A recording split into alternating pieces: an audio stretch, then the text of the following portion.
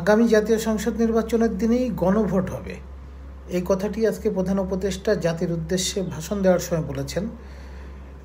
অনেক চড়াই উতরাই এবং বিভিন্ন তর্ক বিতর্কের পর শেষ পর্যন্ত গণভোটের দিন নির্ধারিত হলো।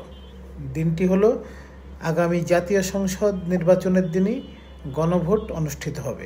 গণভোটটা কি আসলে? গণভোটটা হচ্ছে আপনি রাষ্ট্রের বা সরকারের কোনো একটি বিষয় সিদ্ধান্তকে আপনি হ্যাঁ বা না দিয়ে জানানো। কিন্তু এবারের এই ভোটটি আসলে কতটা কঠিন হবে আমরা সেটা দেখার চেষ্টা করব। আজকে প্রথমে প্রধান উপদেষ্টার যে ভাষণের আলোকে যে আমাদের গণভোটের থিমটা কি হবে সেই থিমটা নিয়ে একটু কথা বলে আসি।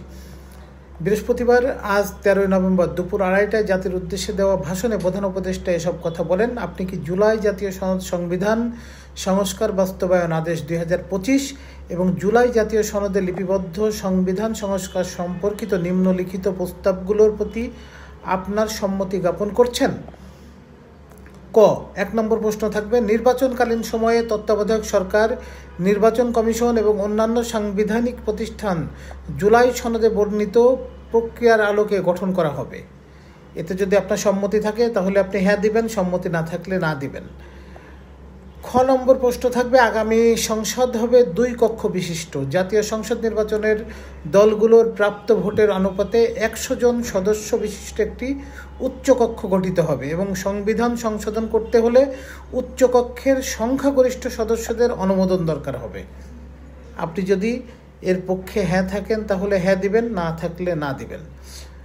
প্রশ্ন নম্বর 3 গ সংসদের নারী প্রতিনিধি বৃদ্ধি, বিরোধী দল থেকে ডেপুটি স্পিকার ও সংসদীয় কমিটির সভাপতি নির্বাচন, প্রধানমন্ত্রীর মেয়াদ সীমিতকরণ, রাষ্ট্রপতির ক্ষমতা বৃদ্ধি, মৌলিক অধিকার সম্প্রসারণ, বিচার বিভাগের স্বাধীনতা ও স্থানীয় সরকার সহ বিভিন্ন বিষয়ে যে 30টি প্রস্তাবে জুলাই জাতীয় সনদে রাজনৈতিক দলগুলোর ঐক্যমত্য হয়েছে সেগুলোর বাস্তবায়নে আগামী নির্বাচনে বিজয়ী দলগুলো বাধ্য থাকবে।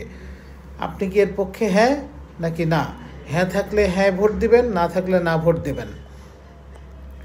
ঘ নম্বর প্রশ্ন থাকবে, জুলাই সনদে বর্ণিত অন্যান্য সংস্কার রাজনৈতিক দলগুলোর প্রতিশ্রুতি অনুসারে বাস্তবায়ন করা হবে।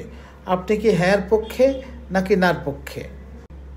তিনি বলেন, গণভোটের এই 4টি বিষয়ের উপরে একটি মাত্র প্রশ্নে আপনি হ্যাঁ বা না ভোট দিয়ে আপনার মতামত জানাবেন।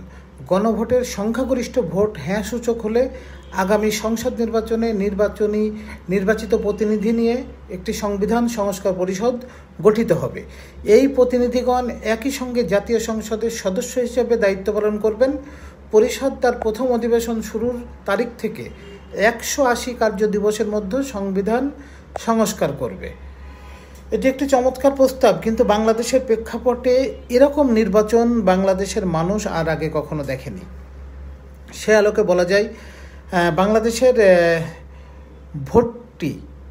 বাংলাদেশের ভোটের দিন প্রার্থীর পক্ষে যে ভোটাররা ভোট দেন তার অধিকাংশই শুধুমাত্র মার্কা দেখে দেন।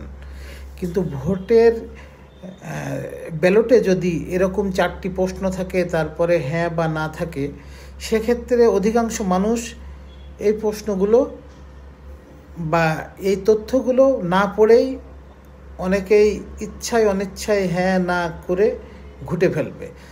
আমরা অতীতের বা বাংলাদেশের প্রেক্ষাপট অনুযায়ী যদি কথা বলি তাহলে বাংলাদেশের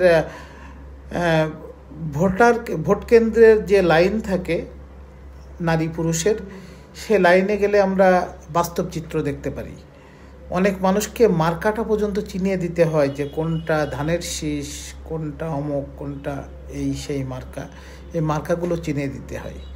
অনেক মানুষ অক্ষর জ্ঞান নেই, অনেক মানুষের এত পড়ার মতো সামর্থ্য নেই।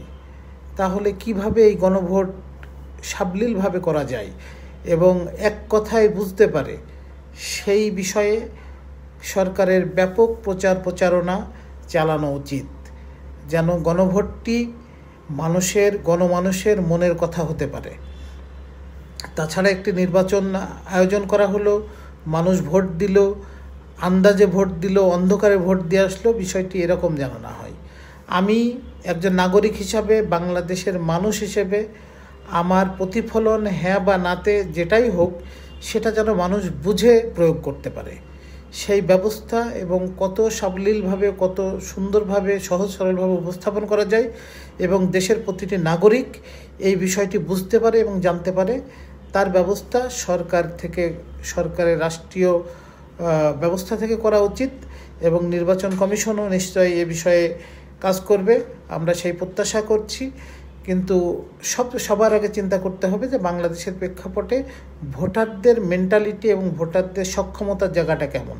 এই সক্ষমতার জায়গাটা বিচার বিশ্লেষণ করেই সম্পূর্ণ চিন্তাভাবনা এবং একটি সিদ্ধান্তে আসা প্রয়োজন। ধন্যবাদ।